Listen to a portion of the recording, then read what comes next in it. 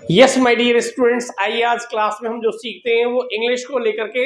आपकी जो क्लासेस चली हुई हैं इसमें आप लोग सीख रहे हो करेक्ट इंग्लिश। कौन सी इंग्लिश सीख रहे हो? Correct English. इंग्लिश तो हर तरह की होती है, हाँ इंग्लिश वास्तव में कई तरह की होती है, लेकिन यहाँ जो हम सीख रहे हैं वो क्या सीख रहे हैं? हम लोग सीख रहे हैं करेक्ट इंग्लिश। तो करेक्ट इंग्लिश में आज हम एक तीर से दो शिकार करेंगे। एक तीर से दो शिकार कैसे होंगे? दैट मीन्स एक इंग्लिश में प्रोवर्ब होती है, shoot two words with one arrow. That means एक तीर से दो शिकार करना। तो दो शिकार का मतलब यहां आपका एक तो रीडिंग का और एक स्पेलिंग का। हम दोनों में ही कंफ्यूजन रखते हैं और हम लोगों को यह नहीं पता होता कि इसका राइट वे क्या है, इसको कैसे बोले, और एक डर हमारे अंदर बना होता है। मैंने एक पहले आपको वीडियो बनाई है कि हम लोग बेधड़क इंग्लिश कैसे पढ़ सकते हैं और इंग्लिश पढ़ने से हमें डर क्यों लगता है। यदि आपने उस वीडियो को नहीं देखा हो तो एक बार जाकर के अवश्य देखना, वहां वो आपके लिए बहुत हेल्पफुल रहेगी। और उससे पहले भी हमने इसमें रीडिंग सेक्शन में जो चलाया हुआ है बिगिनिंग से ही अल्फाबेट आप लोगों ने सीखा है, और उसका भी आप लोग प्लेलिस्ट में जाकर के चेक कर सकते हैं। इंग्लिश अल्फाबेट उसे भी राइट वे में कैसे बोलते हैं आप लोग उसे जान सकते हैं। यहां जो हम लेकर के चलेंगे उसमें लेके चलेंगे, ए तो हमारा होता है ए और ए होती है ए। तो ए ये क्या होती है हमारी? ये होता है प्योर वाउ साउंड। क्या होती है? Pure wow sound. Pure wow sound कैसे होती है सर? प्योर वाउ साउंड वो होती है, किसे कहते हैं प्योर वाउ साउंड? उसे कहते हैं जब हम इंग्लिश अल्फाबेट इसे पढ़ते हैं ना, वहां जो इसकी साउंड्स होती हैं वो प्योर वाउल्स होते हैं। दैट मींस कितने होते हैं वो आगे का विषय है, आगे चर्चा करेंगे। यहां इसे हम जो बोलते हैं ए नहीं बोलते, मैंने कई वीडियो में आप लोगों को पहले बताया हुआ है। इससे बोलेंगे ए। आगे जो नेक्स्ट आता है वाउल कौन सा है हमारा? ई। लेकिन आप लोगों ने देखा है कहीं कहीं क्या होता है, ये दोनों ना एक जैसे ही नजर आते हैं। एक जैसे कैसे नजर आते हैं? आइए एक कॉमन वर्ड ले लेते हैं, उसी से आज हम लोग आगे बढ़ते हैं। तो हमने लिखा, सबसे पहले हम लोगों ने लिखा BAD बेड। अब इससे एक कदम और आगे बढ़ो और वहां चलते हैं, वो आ गया हमारा BED बेड। 2 वर्ड्स हो गए। अब जरा इन्हें बोलिए। आप लोग कहेंगे सर हमें तो इसमें कोई डिफरेंस ही पता नहीं चलता, हम तो इनको बिल्कुल सेम वे में ही बोलते हैं। तो जो सेम वे में बोलते हैं उसका क्या लॉजिक होता है? क्योंकि हम लोगों को यह पता नहीं होता यहां किस वाउल की क्या साउंड होगी और उसे किस प्रकार बोला जाएगा। सर इसमें एक कंफ्यूजन और हमें रहता है, वो सर आज जब कोई बोलता है और हमें लिखना पड़ जाता है ना, तो हम केवल और केवल गैस लगाते हैं। और आप लोगों को पता है जो हमारे विद्वान जन होते हैं वो क्या कहते हैं? जब ये सेंटेंस में वर्ड्स आ जाए ना, वहां इसकी मीनिंग देख करके हमें पता लग जाता है। जिस प्रकार की जो हमारे होमोफोन्स होते हैं, होमोफोन्स में स्पेल सेम होती है? नहीं सर, उनका प्रोनाउंसिएशन सेम होता है, स्पेल्स अलग होती है माय डियर। वहां भी माइनर डिफरेंस होता है। डिफरेंस हमें किस लिए नहीं पता लगता? बोलते हैं एक जैसी लगती हैं, लेकिन उसमें थोड़ा सा डिफरेंस होता है। तो डिफरेंस क्या होता है वो हम यहां से सीखते हैं। यदि आप इन्हें इंग्लिश ग्रामर के एक चैप्टर में पढ़ना चाहें, होमोफोन्स, वहां आपको मिल सकते हैं। लेकिन यहां हमें इतनी दूर नहीं चलना है और हमें जो सीखना है वो बहुत शॉर्ट में सीखना है। और ये आपकी जो क्लास आज होने जा रही है एक ऐसे कंफ्यूजन को दूर करने जा रही है। आज आप लोग एक ऐसे सच से पर्दा हटाने जा रहे हो जिसे रियरली आज तक आपने किसी बुक में पढ़ा है और आपको हार्डली किसी ने सिखाया है। वो चीज इसमें हम चर्चा करने जा रहे हैं। ध्यान से वीडियो अंत तक देखें, क्योंकि तभी आपको पूरा समझ आएगा। तो समझे कैसे? इसको इस प्रकार समझेंगे, जो हमारा BAD बेड। अब यदि कोई बोलता है और आपसे कहा जाता है कि साहब मैंने तो BED बोला था, तो आप उससे क्या करेंगे?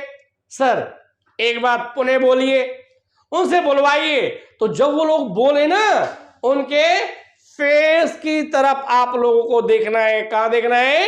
फेस को देखना है। फेस को क्या देखना है? फेस को नोटिस करना है। यदि हम लोग बोलते हैं ए, लीजिए मैं इसका सिंबल आपको लिख के दे देता हूं।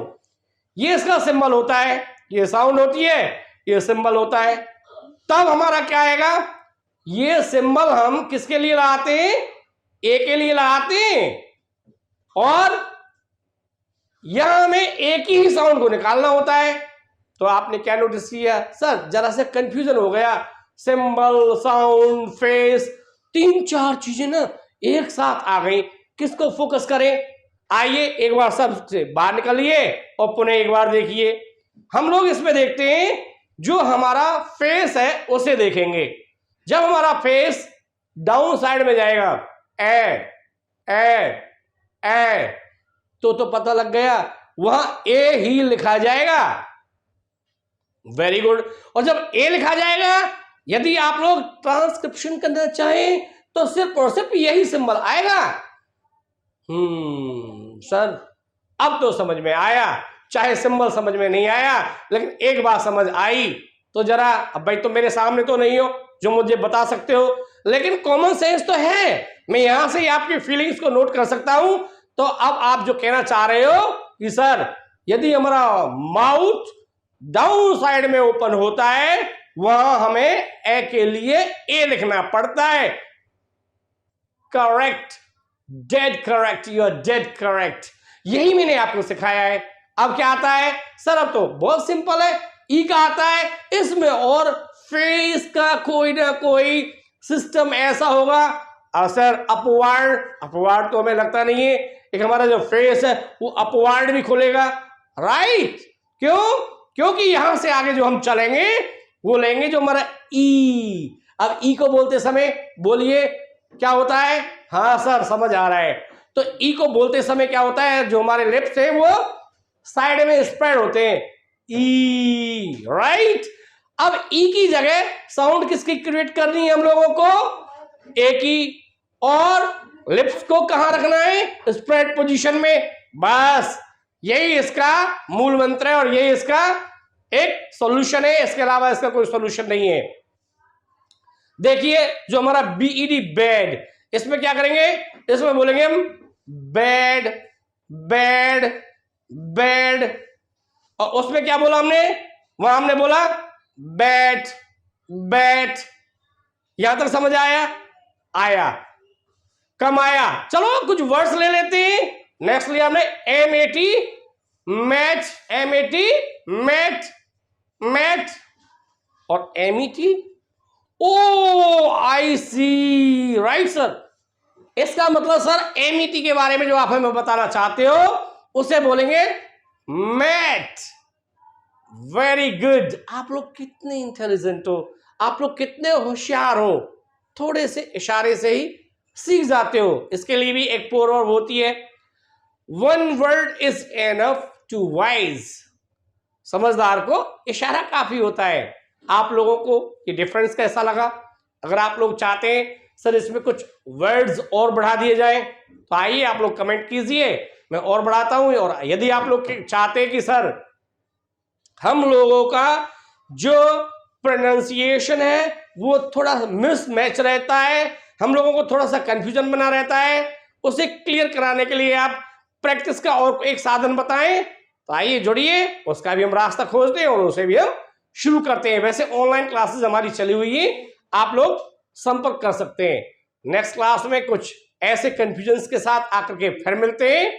तब तक के लिए थैंक यू वेरी मच।